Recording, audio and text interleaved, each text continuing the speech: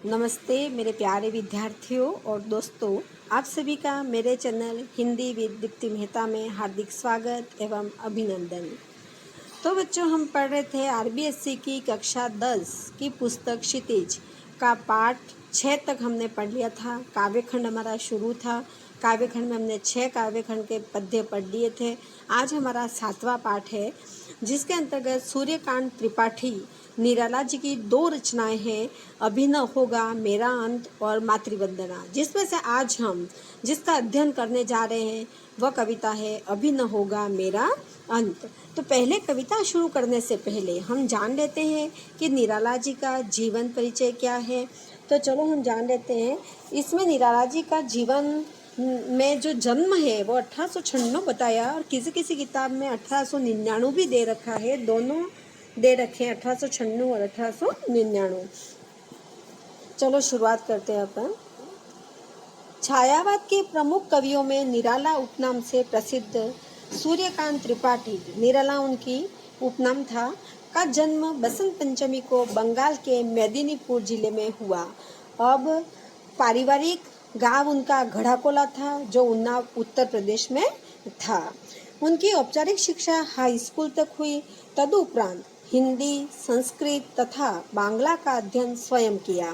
3 वर्ष की बाल्यावस्था में माँ और युवावस्था में पहुँचते पहुँचते पिताजी साथ छोड़कर इस संसार से चले गए। यानी जब निराला जी 3 वर्ष के थे, उनकी माँ का देहांत हो चुका था, और जब वो युवावस्था तक पहुँचते पहुँचते उनके पिताजी का भी देहांत हो गया और वो बिल्कुल अकेले पड़ गए।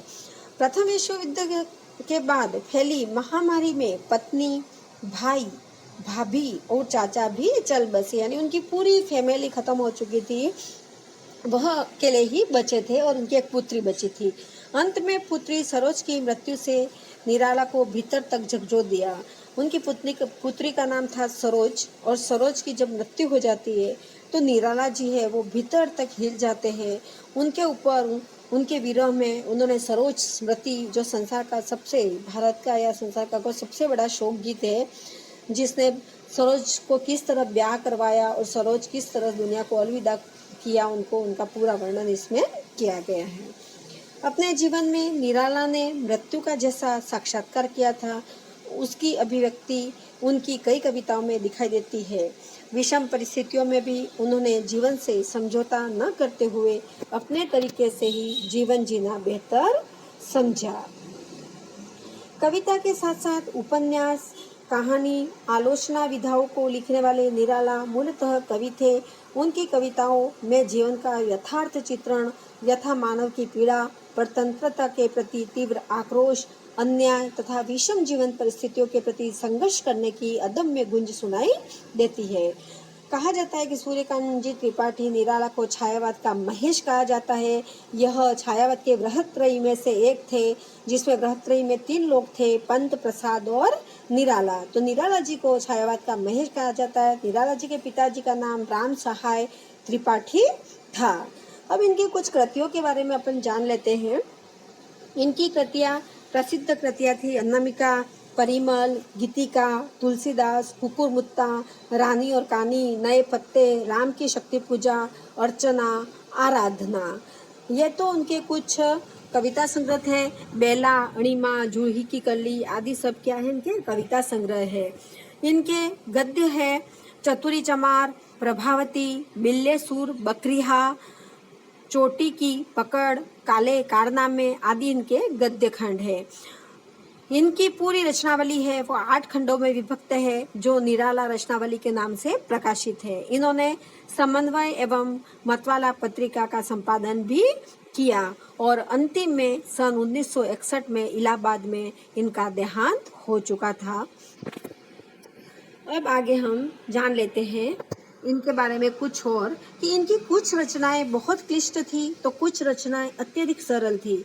उनकी क्लिष्ट रचनाओं में आती है तत्सम सामासिक पदावली और ध्वन्यात्मक बिंबों से युक्त जो इनकी रचना थी राम की शक्ति पूजा, जो क्लिष्ट में से आती है। कठिन छंद साधना का प्रतिमान है वो तुलसीदास की रचना है, वो है। और जो सरल देशी भाषा में जो उनकी रचनाएं हैं उसमें कुकुरमुत्ता, रानी और कानी, महंगू महंगा आदि ऐसी कविताएं जो सरल कविताओं में आती है। इनका जीवन अत्यधिक संघर्ष भरा रहा, इसलिए उनके जो संघर्ष के दिन है वो उनकी कविता में पीड़ा बनकर उभरे थे।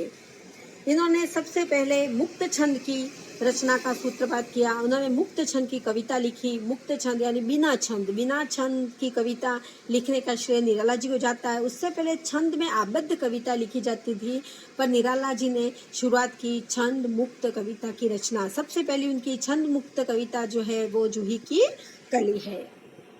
अब हम आगे बढ़ते हैं इनका पाठ परिचय।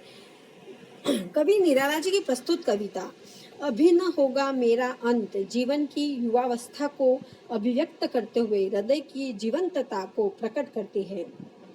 जीवन रूपी वन में वसंत ऋतु रूपी हृदयोत्साह कभी भी समाप्त न होने वाला है। निराला का काव्य किसी एक मुकाम पर आकर ठहरने वाला नहीं है। वे इस कविता के माध्यम से निरंतर उत्साह बनाए रखना चाहते हैं। तभी तो वे कहते हैं, अभी न होगा मेरा अंत, अभी अभी ही तो आया है मेरे जीवन में मृदुल वसंत।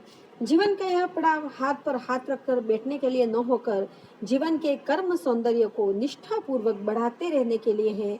यह कविता निराला के प्रखर आशावाद एवं जिजीविषा से लबरेज है। शब्द चयन एवं भाव सौंदर्य अनुपम है।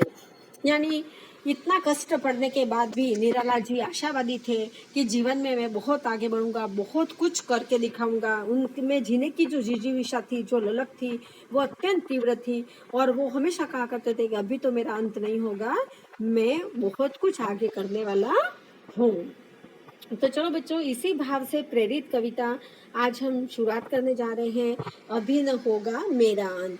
कभी यहाँ पर बहुत सारी मुश्किलों से गुजरते हैं और बहुत सारी मुश्किलों से गुजरने के बाद जब वह साहित्य की शुरुआत करते हैं, साहित्य की शुरुआत करने से पहले जो इस कविता में पूरे भाव उन्होंने निहित किए हैं। तो देखो, शुरुआत कर देते हैं अपन। अभी न होगा मेरा अंत, अभी अभी ही तो आया है मेरे जीवन में मृदुल वसंत, अभी न होगा मेरा अंत। यहाँ पर कवि निराला जी कह रहे हैं कि अभी मेरा अंत होने वाला नहीं है, क्योंकि अभी अभी ही तो मैंने काव्य की रचना शुरू की है और अभी अभी मेरे जीवन में मृदुल बसंत आया है, इसलिए अभी मेरा अंत नहीं होने वाला है। यानी कवि कह रहे हैं कि मैंने अभी अभी साहित्य सृजन शुरू किया है और अभी कहीं मेरा अंत हो जाएगा तो मैं आगे क्या करूंगा, तो मेरा अभी अंत होने वाला नहीं है। मैंने साहित्य सृजन शुरू किया है, क्योंकि अभी अभी साहित्य सृजन करने जिस प्रकार जीवन में न कुछ नयापन आता है, कहते हैं कि जीवन में बसंत आ गया। इसी तरह कवि ने जब साहित्य रचना शुरू की तो वो कहते हैं कि मेरे जीवन में तो बसंत आ गया है। हरे हरे ये पात, डालिया कलिया कोमल गात। यानी यहाँ कवि कह रहे हैं कि हरे हरे कोमल शरीर वाले वृक्षों और पौधों को देखकर मेरा मन प्रसन्न हो रहा है। यानी जब बसंत ऋतु आती है तो सब जगह हरियाली छा जाती है, और जब सब जगह हरियाली छा जाती है, नई कपोलें खिल जाती है, नए नए फूल खिल जाते हैं, तो इन सबको देखकर कवि कह रहे हैं कि मेरा मन अत्यधिक प्रसन्न हो रहा है। मैं ही अपना स्वप्न मृदुल कर फेरूंगा निंद्रित कलियों पर, जगह एक प्रत्युष मनोहर। प्रत्युष मतलब सवेरा है, प्रातः काल का सवेरा जो होता है उसको कहते हैं मृत्युष। तो देखो, इसमें आगे कवि कह रहे हैं कि मैं अपने सपने की कोमल कलियों पर हाथ फेरकर उन्हें जगाऊंगा। यानी उनके जो सपने हैं साहित्य रचना करने की, तो कह रहे हैं कि जिस प्रकार कली से क्या बनता है, फूल बनता है, उसी प्रकार मेरे जीवन में भी जो सपने हैं उसको मैं क्या करूंगा, सजाऊंगा, पूरा करूंगा। फेरूंगा निंद्रित कलियों पर जगह एक प्रत्युष मनोहर, और अपनी कविताओं में एक नया सवेरा लाऊंगा और लोगों के जीवन में क्या कर दूंगा, उत्साह भर दूंगा मेरी कविता के माध्यम से। आगे देखिए, पुष्प पुष्प से तंद्रालस लालसा खींच लूंगा मैं, अपने नव जीवन का अमृत सहर्ष सींच लूंगा मैं। यहाँ पर कवि कह रहे हैं कि बसंत आने पर हर फूल क्या हो जाता है, खिल जाता है। उसी प्रकार मेरी कविता भी अब खिलने जा रही है। अपने नए जीवन का अमृत सहर्ष खींच दूंगा मैं। आगे कवि कह रहे हैं कि जिस प्रकार आलस में पड़े लोगों में जागरूकता का संचार कर दूंगा मैं, किसके माध्यम से, अपनी कविता के माध्यम से। जो आलसी लोग हैं वो पड़े रहते हैं, उनमें मैं जागरूकता पैदा कर दूंगा, जागरूकता का संचार कर दूंगा और अपने नव जीवन में आनंद भर दूंगा और अपने नव जीवन को अमृत से सहर्ष सींच दूंगा, या नवी कविताओं से अपने जीवन को सींच दूंगा। द्वार दिखा दूंगा फिर उनको, हे मेरे वे जहाँ अनंत, अभी न होगा मेरा अंत। आगे कवि कहते हैं कि मैं उन सब का, जिसको क्या आलसी लोगों को जागृत करूंगा, उन सब का मार्गदर्शन करूंगा, उनको आगे बढ़ने का द्वार दिखा दूंगा। किसके माध्यम से? मेरी कविता के माध्यम से। आगे कवि कह रहे हैं अभी न होगा मेरा अंत, इसलिए कवि कह रहे हैं कि अभी तो मेरा अंत होने वाला नहीं है, अभी मुझे बहुत कुछ करना बाकी है जीवन में।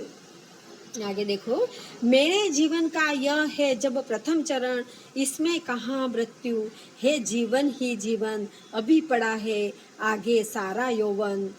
आगे कवि कह रहे हैं कि अभी तो मेरे जीवन का प्रथम चरण शुरू हुआ है, यानी यौवन शुरू हुआ है। यौवन किसका? कविता का यौवन शुरू हुआ है। अभी कहाँ मृत्यु की बात करते हो, अभी तो मेरा बहुत जीवन पड़ा है, मुझे बहुत सारी साहित्य रचनाएं करनी है, क्योंकि अभी अभी पड़ा है आगे सारा यौवन। या यौवन मतलब आगे उनकी जिंदगी सारी पड़ी है साहित्य रचना करने में, उसके बारे में कह रहे हैं। स्वर्ण किरण कल्लोलों पर बहता रे बालक मन, मेरे ही अविकसित राग से विकसित होगा बंधु दिगंत, अभी न होगा मेरा। आगे कह रहे हैं कवि कि उनका जो बालक मन है वो कल्पनाशील है, जिसमें स्वर्ण सुनहरी किरणों की लहरें ऐसी बह रही है कि पूरी अपूर्ण काव्य रचना से भी वह लोगों को क्या करते हैं? प्रसन्न कर देना चाहते हैं। यहाँ पर कवि कह रहे हैं कि मेरे अंतर स्वर्ण किरणें की लहरें ऐसी बह रही है कि मैं मेरी अपूर्ण काव्य रचना से सभी लोगों तथा आकाश को विकसित कर दूंगा, सभी लोगों में उत्साह भर दूंगा, क्योंकि अभी मेरा अंत होने वाला नहीं है, क्योंकि मेरी कल्पना इतनी आगे बढ़ रही है, मैं इतने साहित्य रचने वाला हूँ कि अभी अपने साहित्य के माध्यम से सारे जगत में उत्साह का संचार कर दूंगा, ऐसी मेरे मन में किरणें उठ रही है। तो बच्चों, अपनी कविता यहीं पर समाप्त होती है। मैं आशा करती हूँ कविता आपको अच्छे से समझ में आई होगी, आपने अच्छे से इसको समझी होगी। इसी आशा के साथ आप मेरे वीडियो को ज़्यादा से ज़्यादा लाइक करें, मेरे चैनल को सब्सक्राइब करें, वीडियो को अधिक से अधिक शेयर करें। जय हिंद, जय भारत।